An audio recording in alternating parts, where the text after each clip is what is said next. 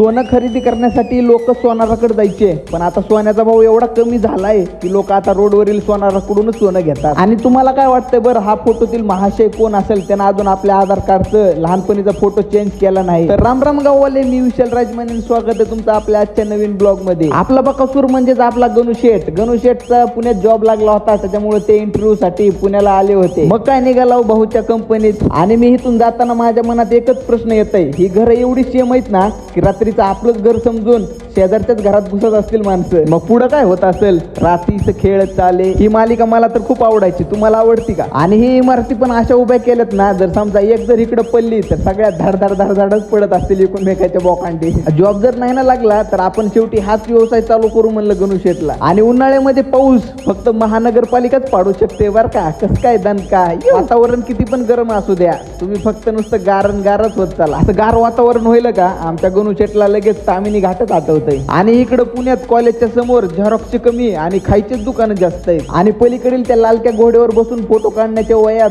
अलीकडे खुर्चीवर बसून फोटो काढावे लागायले. मग काय फोटो काढून झाल्यावर गणू शेठ म्हणले, आपला पण एक असा फोटो बनवून द्या की. पण त्यातले त्यात ते फोटोवाले म्हणले, तुम्ही सिंगलच आणि सिंगल लोकांचे असे फोटो निघत नाहीत. मग काय आपले बकासूर गणू शेठ नाराज झाले. आणि पुढे काय झालं बघण्यासाठी आताच अकाउंटला फॉलो करून घ्या.